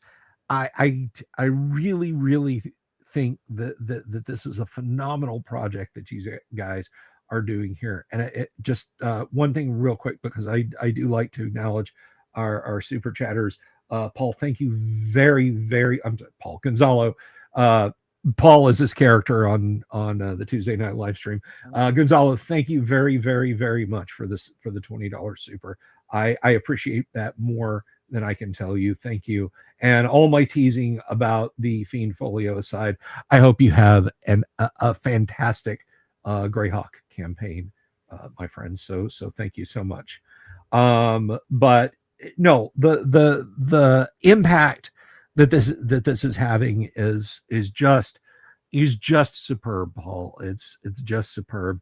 And I'm hoping that people, again, I don't expect one person, you know, maybe there is, but you know, if you're a frugal gamer and you've got a group 6-7 players, guys, get yourselves a tile, put your name on it. You are literally going to be part of history. Someone will walk past that in a year, 5 years, 10 years, 100 years, 150 years, 1,500 years. And they will look down at what you've written. I mean, there's that meme, you know, it's Brad Pitt saying, and that is why no one will remember you. In Troy, you will be remembered. Okay. And you'll be right next to Gary. And Gary wanted to bring people together. And I can't think of something better than this that permanently brings people together. Sorry, I didn't mean to steal the talking stick from you, Paul. No, that was eloquently said. And you know, this isn't a product. I'm not selling this to make money. You know, far from it. It's put me about $27,000 in debt just to be part of this thing. It's cost a lot of money, effort, sweat, and tears. And I've only been involved with it since late 2019. You know, Gail, Gary's widow, has really gone through the ringer. And I have heard some stories of her initial attempts to deal with the city. And it's quite sad that she had to go through all of that. And so for me to be able to pick up the torch from what she had built to complete this thing, you know, I feel a little guilty. I feel like the quarterback who sneaks it in around the end without getting touched after the fullback has plowed through guys for 99 yards to get to the goal line. And so, but you know, this statue, the future of this statue is the world's, Bill. The future of this statue is Gary Cons. The future of this statue is Egg Con. The future of the statue is the city of Lake Geneva and fans from all over the world. That is the future of the statue. No one owns it. It is part of the legacy of the birthplace of D&D, Lake Geneva, and it is open to everyone at no cost. And so to me, it's the ultimate way to get people to have a seat at the table and to be face to face with each other and to celebrate this game that has meant so much to so many people. Well, I absolutely think that this is a wonderful thing. It's going to be a wonderful thing, and I'm really looking forward to seeing this come to fruition. We just broke 42,000. You just broke 42,000, man. I mean, you got 20 days to go, and you're almost a third of the way there. I think that's I think that's an absolutely great thing. 42K, that's nothing to sneeze at. No, I think we'll get there. We're plugging along. Something very sad happened a few days ago. Oh no. And I have to tell you this story, Bill. Okay. So I got a call from Dave Sutherland's sister, Trudy. She lives here in Omaha. She said, Paul, I saw the Kickstarter. I want to donate so I can get a stone for David. And I go, okay, great. Donate to the Kickstarter. She said, no, you have to come to my house and pick up a check. I was like, oh, okay. So I went over to her house, and as I was sitting there talking to Trudy, my phone started blowing up, and people said, great job, Paul, because it was hanging around $10,000 for the first several hours. And suddenly it went up to $50,000. And my phone blew up and said, man, Paul, great job. You made it a third of the way there in less than 24 hours, And by the time I walked out of Trudy's, I started getting messages going, what happened? And I was like, what do you mean what happened? The Kickstarter went from 50,000 and it dropped down to 15,000 after it had gotten up to 50,000. What? So I went and looked, and I found out a whole bunch of B-list actors and actresses had each donated $10,000 and $5,000 a piece to it, to the tune of $35,000. Okay. But then all of that was retracted. And then I got a message from a guy saying, hey, I was able to get all of these people to donate to your Kickstarter. And I think that I can make you more money if you'll only work with me and use my new jet marketing scheme. It was a bunch of sock puppet accounts of famous actors and actresses that would never donate to this. And Kickstarter wiped them out. And he was on a clock to get the con in. But because I was over at Trudy's chit-chatting about Dave Sutherland, I didn't see all of his messages blowing it up saying, hey, why aren't you responding to me? If you don't respond to me, I won't be able to get you the $1 million you need. So that was a sad moment for Paul.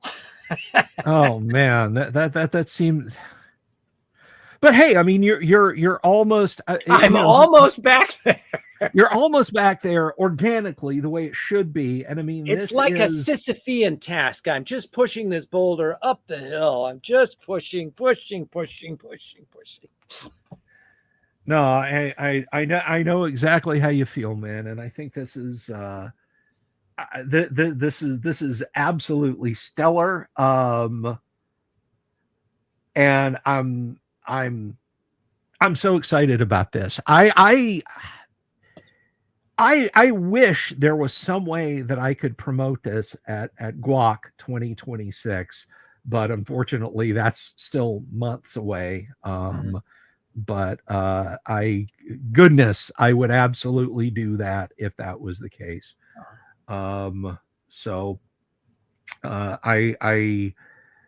I am guessing, Bill, that there will be future fundraising efforts. So okay, well, you let me know when they're going to happen. You let me know when they're going to happen. Yep. And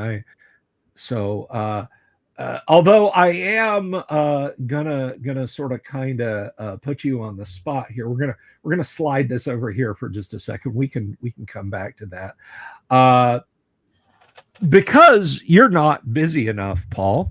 I feel like you need more to do with the copious free Absolutely. time that you have. Would you consider attending Guac? I would love to attend Guac. Okay, great. I will even use my computer that does not make me appear upside down. No, I use it and just tell people, look, there's no problem. I don't know what you're talking about. Upside down. I will doctor screenshots of you right side up, and you can send them to them and be like, look, see, everything's fine. I'll just take a photo of myself on an upside down screen, rotate it, and then put that in front of the camera the correct way. There you go. There you go. Maybe cut out the mouth to do like a clutch cargo kind of thing so people can see. There's got to be some sort of optical device that I can put over the camera that will make the image flip. Something. If only there were some kind of thing that could do that. But, I believe that would be me not being a cheap ass and owning a 12-year-old computer. Well, one thing though, just to get this quick plug in here, guys, the Great Underground Online Gaming Convention, zero cost to you guys, zero travel time, zero hotel to worry about, no badge fees, nothing like that. It's all done on Discord, and it is 4 great days of TTRPG gaming round the clock, very easy to do. I will put a link to the Discord. It's out there on social media. Discord's a funny thing. I don't know if you noticed this, Paul. You can say like, I want to set up a permanent link on Discord. Cool. And then 3 weeks later, people are like, where's the Discord link? This doesn't work. They expired it anyway. So you will, I think you'll enjoy it, folks out there watching. I'm going to do that real quick here. I'm going to put up the Discord link for you guys. Hang on a second. What should I run at Guac, Bill? Paul, I think you should listen to your heart, but I don't know, maybe some Ghost Tower of Inverness or some 13 level mega dungeon you've got going on. It's entirely up to you. There's a Discord link for anyone who wants to sign up, join us. The link for the signing up for a game master is super easy. Let me know on that Discord, guys, if you want to be a game master at Guac, and I will get things rolling for you. So now that I've done my own little plug there. Cool. I have copied the link. Copy the link and paste the link and join us over on Discord. Everyone. But anyhow, so now that we've talked about that, Paul, what are you going to be doing at Arnicon? St. Cuthbert says Fire Opal Adventure. I've played in that one too. That is a fine adventure. Mm-hmm. Paul's Fire Opal Adventure is not to be missed. But tell us about Arnicon. So Arnicon, I'm heading up there tomorrow. I'm going to roll in about 5:45, walk straight to my game table, and run Blackmoor Dungeon from the First Fantasy campaign. At GaryCon last year, at 330 Center Street, we recreated the night that Dave Arneson, David McGarry came to demonstrate Blackmoor and the Dungeon board game to Gary Gygax. And I used the deposition that Gary gave in 1979 while under oath to describe what the game was like that night. And it's the most detail I've ever seen from Gary ever describing what happened on that February evening when Arneson and McGarry came to talk to them. I've done some sleuthing, and I've got the date down to February 18th, which is President's Day weekend. that is when Dave McGarry and I have narrowed down the actual first playing of Blackmore at Gary's house. And when Rob came back over the next morning to play Dungeon again the following morning, he said it was lightly snowing. And I went back and looked at the Lake Geneva Regional News, and it said Sunday was fine, sunny day for our Winterfest.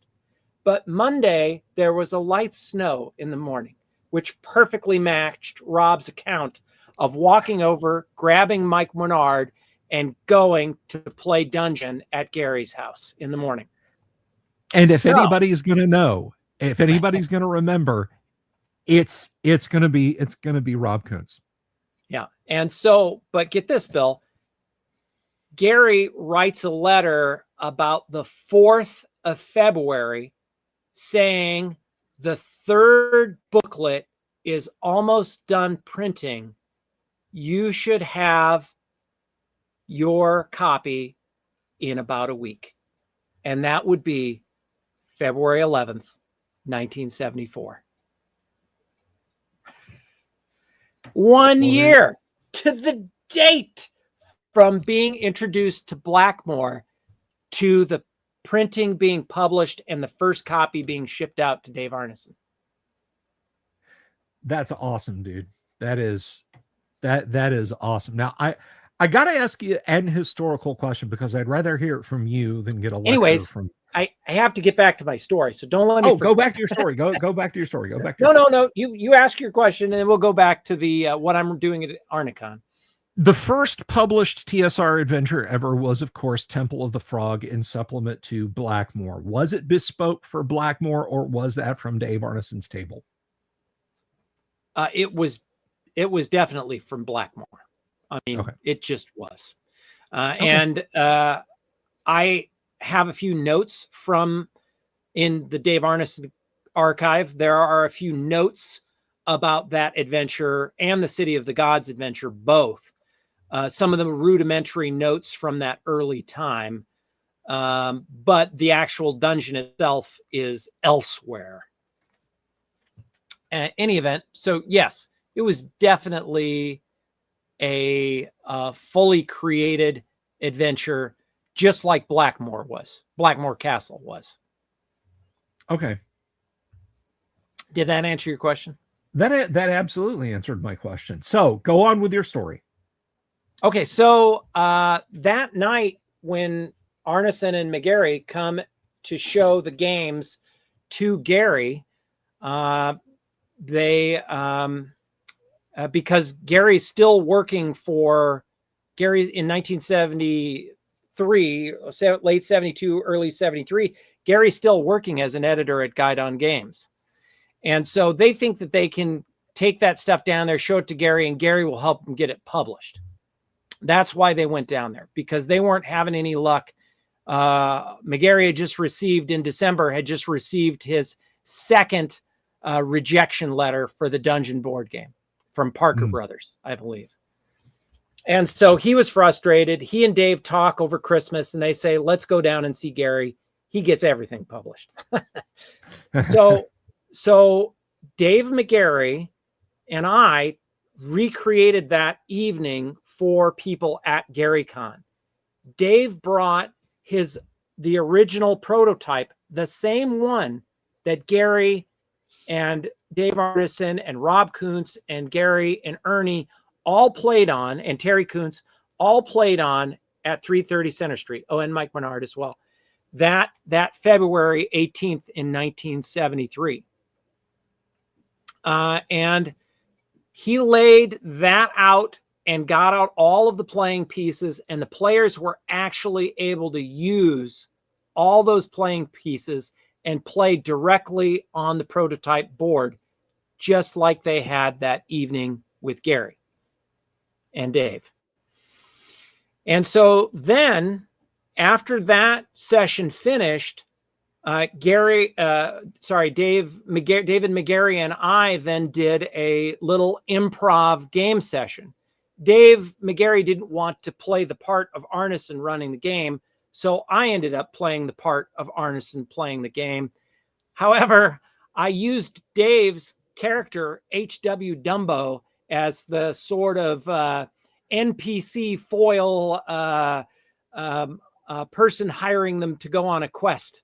And Dave and I had this wonderful improvisational co-DMing moment where he was playing an NPC and I would pass it off to him. And then in the character of H.W. Dumbo, who was a Hobbit thief, he would riff on whatever I would say. And we just started making stuff up. And the players really loved it. And it ended up being probably one of the most delightful games I've ever been a part of, because I could see that sort of magic light in Dave McGarry's eyes as he was playing. And every time I mentioned something from Blackmore that he recognized that the players had no idea about, like they opened a door and Rule Britannica music starts pouring out of the door. And I'm like, bum, bum, bum, bum, bum, bum. And of course, Dave is just laughing and laughing and laughing because he knows that that was installed by King Funk the First, the king of the orcs, who rules the 10th level of the dungeon. And that is the Orcian Way, which is the massive spiral staircase that goes from the bottom of the dungeon all the way to the top. And it's what the orcs use to march upon the land. And so it's called the Orcian Way. And none of these players know any of this, but Dave knows all of it. And he is just tittering away with joy because he knows exactly what I'm referring to. So the players decide they're going to close that door and not go there. And then the next thing they run into is a bunch of orcs basically rolling some barrels of King Funk ale down the thing. And he starts laughing again. They have no idea who King Funk is or who these orcs are. But he's just laughing. He's having a great time. And so in Blackmore, the Balrogs do not immolate. Okay. They're just basically giant demonic figures. They don't burst into flame like they do in D&D. So one of the members who has rolled, and all of the ability scores are done just like Arneson did them, 2d6. So one guy had rolled a 12 for strength. So he says, well, I pick up one of the kegs and take it with me. So he's carrying this keg of King Funk ale, which is like 180 proof. It's not even ale. It's more like Everclear than anything. Right. And so he's carrying it along, and the very next room, they open up the door, and there is a Balrog standing there. And one of the guys immediately throws a flask of oil, a lit flask of oil at him. And then the guy with the barrel says, I throw the barrel at him. And it explodes like a fireball. And guess what? Now in Blackmore, Balrogs immolate. And that is the story of how Balrogs went from not immolating to immolating. Perfect. So, I love it. Anyways, Dave had so much joy running that I asked him afterwards. I said, so how did I do imitating Arneson's play style? And Dave said, pretty close. Which I thought was a really great endorsement. Pretty close. I have, and I think I've told you this. I can't remember if I told the audience this. Dave lived here in Central Florida for a few years before he passed away. But yeah, I know Full Sail. Yes, he had a group that met at a local comic shop. He ran D&D games, and I was told that saving throws for Dave worked like this. There's a wizard at the end of the hall. He starts to wave his hands. You recognize it's a lightning spell. And the lightning bolts start to crackle at the end of his fingertips. What do you do? I make a saving throw. What do you do? You die. What do you do? So he literally just like on the spot, what do you do? Tell me right now. And they got to him and he said, I throw myself to the floor when I see the bolt starting to sizzle. And he said, Dave just stopped and glared at him for a minute and rolled a handful of dice and said, you take half 21 points. Moved on, you know. Nice. But yeah. So anyways, that was a really great experience with McGarry. And, you know, he was going to retire from going to game conventions because it's really hard on him. He has silicosis of the lungs that he developed when he was a teenage boy working for Minnesota road crews, laying crushed gravel down. And the crushed powder got into his lungs and gave him silicosis of the lungs. So he essentially has scarred lungs and really bad sort of asthma-like symptoms. So it's very hard on him to do these events, but that event was just, it was a magical event. It was probably the best experience I've ever had playing, you know, a game. It was great. So, and a great group of people playing too. So that's great. That's great. So I'm glad you're going to get to go to Arnicon and do that. And then yep. So I'm going to do that adventure for Blackmore. And then I'm going to do one of Rob Kuntz's levels for Greyhawk Castle. But I never say which one it is because I don't want people to know ahead of time. Right. There's a lot to choose from, Bill. 98 levels. That is a mega dungeon. I pat myself on the back for having the maps for a 10-level mega dungeon. No, Rob has a mega dungeon. Yeah, and so it's the 8th level of the West Tower. So, well, now you've told people. Now word's going to get out because, dude, literally tons of people. Good luck knowing what is on the 8th level of the West Tower because only I know. Yeah. It's the 15th letter of the Martian alphabet, Bill. Oh, I know now. So Arnicon, and then you said you and had I'm also running 2 games of chainmail. Excellent. You taking the sand table up, or are you just going to wing it, or? You know, I've got a sand table in Lake Geneva. I got a sand table that I carry around with me. Maybe I'll make a sand table in Minnesota too. There you go. I'm not taking the sand table. I mean, all my games are sold out, but I just use a battle mat, and it's just a quick tutorial on how to play chainmail. I mean, it's not a tutorial; you actually fight a battle. So, but it teaches you the basics of playing chainmail, and it's a lot of fun. It's very quick. Chainmail is great, and this random event that I run is called the Battle of the 100. You get 100 points to select your army, and I think one year I ran it. And we did hidden movement, and and both sides were hidden behind hills. So when they came into the room to see how the enemy was arrayed on the battlefield, there were no figures on the table at all. And then I said, okay, roll for initiative. Who moves first? And I go, do you move or do you take counter move? Well, we'll take counter move. I go, do you move? No. And then I go to them, okay, do you move? No. And they did that for 3 turns. And thank God there was a 12-year-old girl who said, that's it. I'm charging. Good for her. And finally, she broke the deadlock. But man, oh man, I was like, this is going to go on forever. They're just going to both stand behind these hills. I'm going home. My plan's so perfect, the enemy will never see me. When the stealth fighter goes out to shoot down the stealth bomber. Yeah. I Well, can't find where I parked my invisible plane. That sounds just again like a ton of fun. Now the Battle of the 100.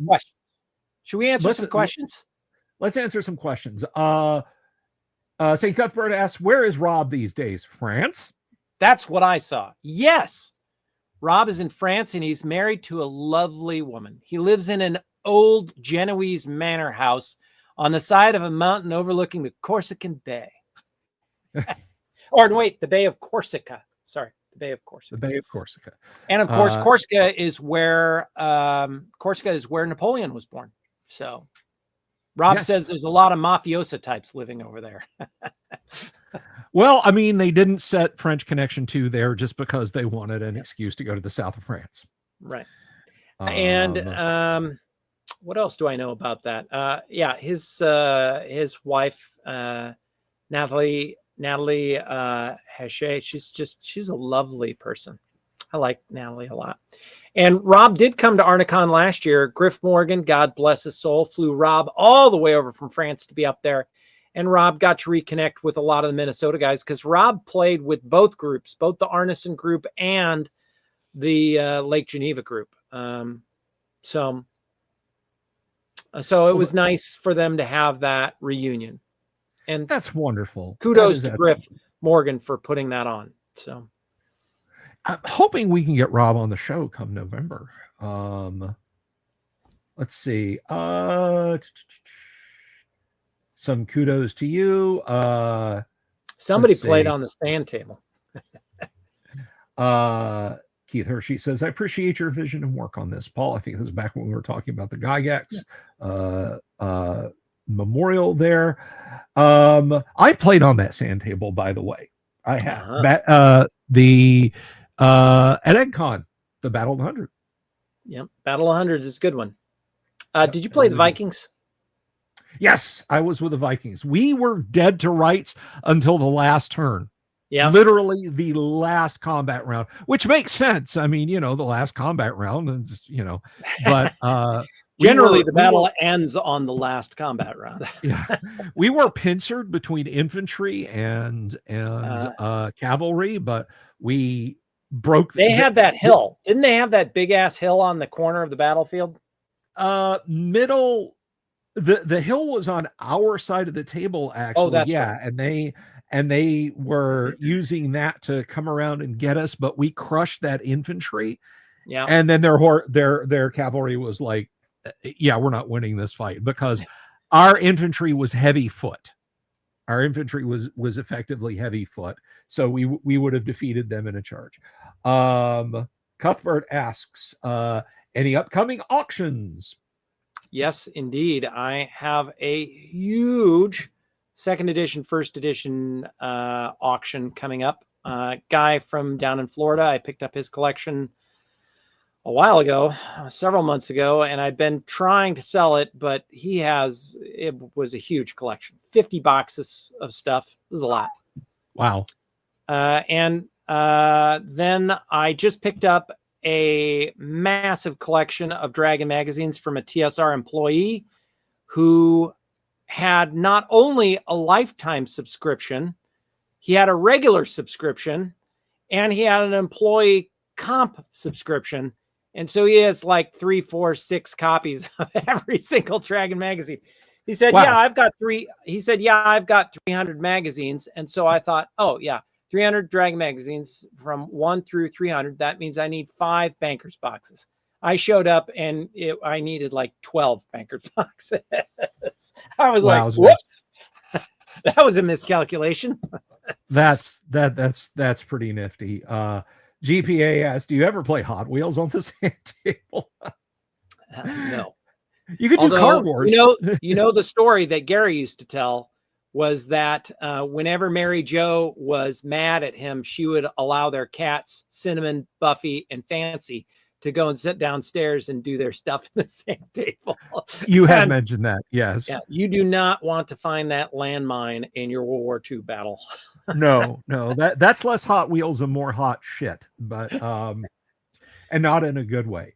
So scrolling up here, I just want to make sure, but we did use Roco mini tanks. They did use Roco mini tanks on it, and there's been a Cubel wagon on going across the table, so that's pretty close.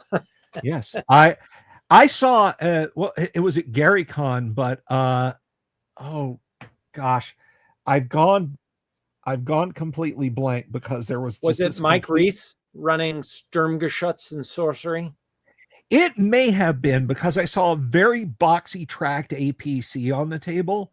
And to my eyes, it looked like an M59. And I was like, oh, is that an M59? And he was like, no, that's actually just something I built up from card stock and a bulldozer and some Hot Wheels parts. But it very much looked the part of an M59. And it was either Mike Reese or, oh gosh, I can't remember the gentleman's name, but it probably was Mike Reese. Yeah, Mike has some pretty amazing models that he's created over the years. But you know, I keep trying to get him to use the vintage equipment, but he's just like, "Oh, my tanks are much better.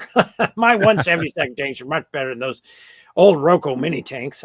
Mike, that's not the point. The point is to use the vintage equipment to give them the experience like they were playing Tractics for the first time in 1970 when it was released. Do you get it, Mike? He goes, "But my models are much better. The armor is correct on them, and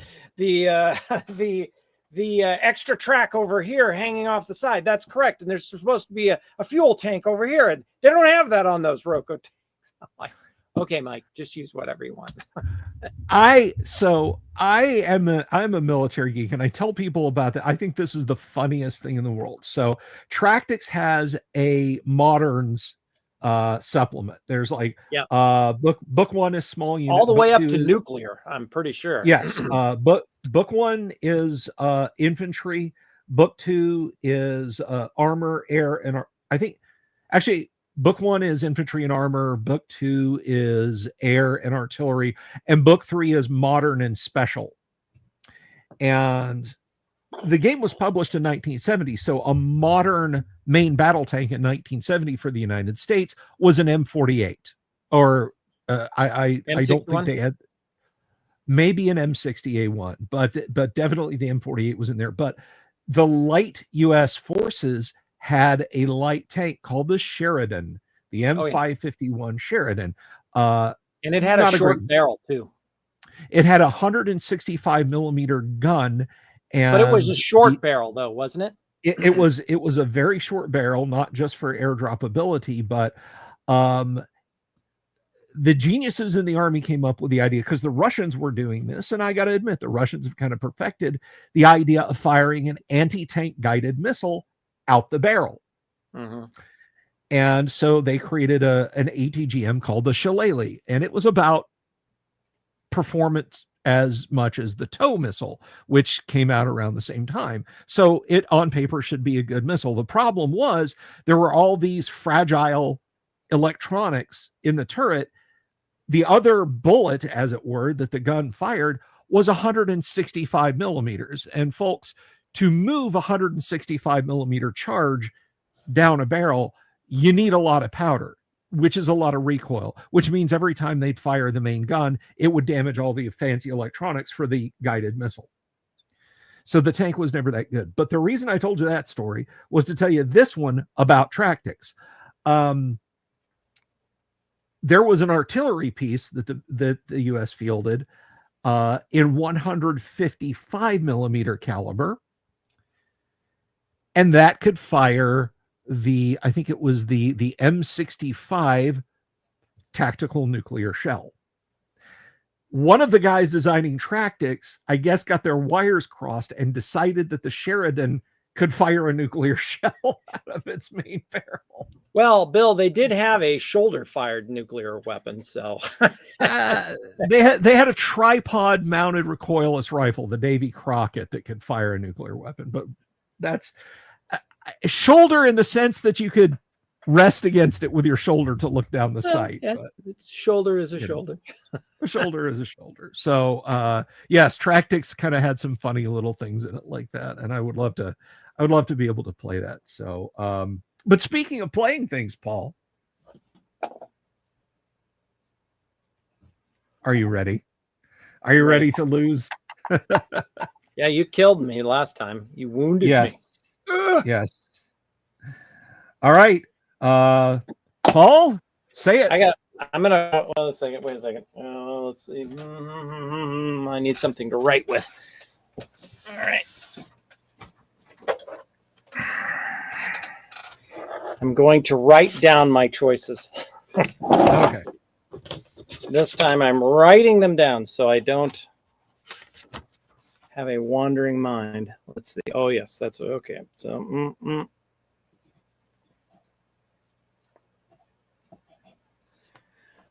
Okay, I'm ready. Paul, are you ready to joust? Yoast!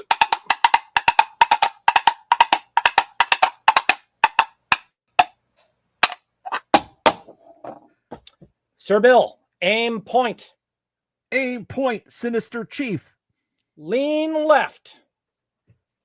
Sinister Chief. Breaks Lance. 2 points. The crowd goes wild. They love the toothpicks. Free Toothpick Day at the lists. Okay, All you right. ready? Down I come. I say aim point Fess Pale. Fess Pale versus I Was Steady Seat. Ooh, shatter my lance on your shield and unhorse you. 7 points. Boom. Right on my keister. All right, it's 7-2. 2-7, but we're both restricted this time, Bill. We're like fish in a barrel. We can only do defensive positions 4 and 6 on the way back. All righty, Paul. I am strategery. I am ready. Are you ready, Paul? I'm thinking about it, Bill. I'm thinking real hard about it.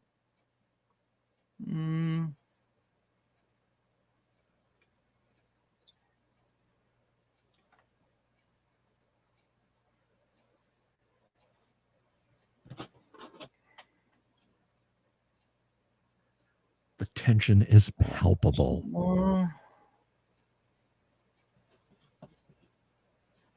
And okay. All right, I'm ready. Here we go. Ready? Joust! Joust!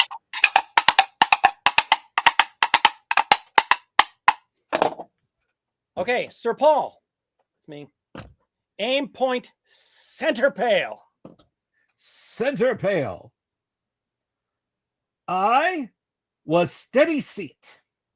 Shatter my lamps on your shield. 2 points. Sir Bill, aim point. Sinister Chief. And I chose shield low. Oh, you unhorsed me. 5 points. Do-wuppa. Right? Yes? Yes. Yes. Oh, third and final ride. Once again, all right. Let's see. I do some.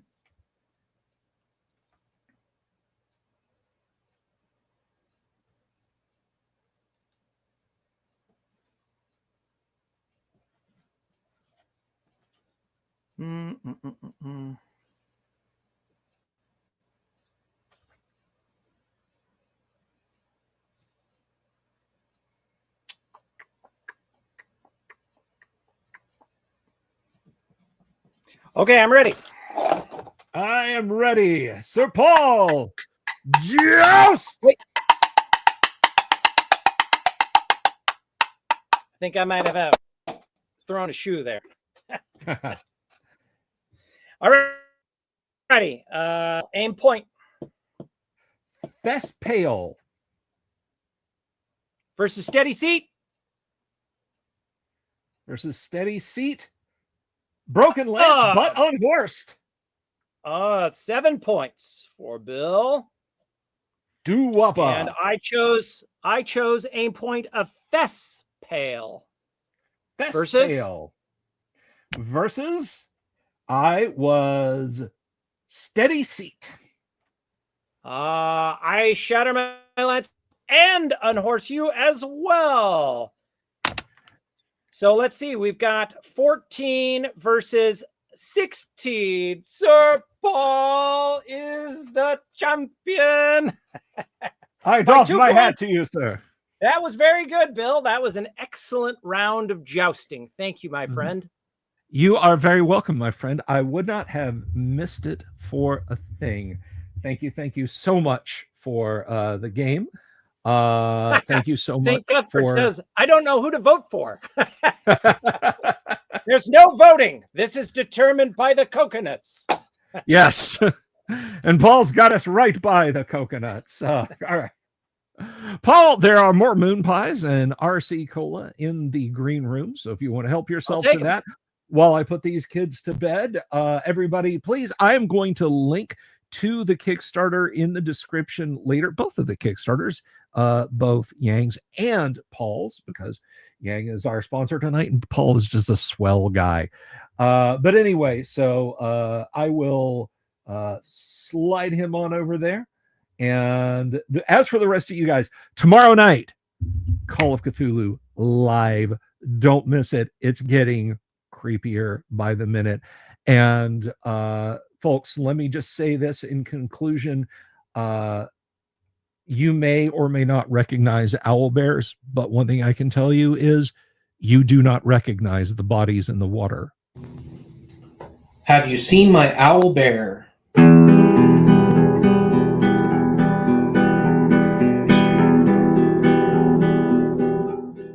Here's to all the weirdos everywhere in the woods and in the air. Have you seen my owl bear? Should I shave off all my hair? Bobs are all around. Some live in tunnels underground. Some are fat, some are rich, some are sleeping in a ditch.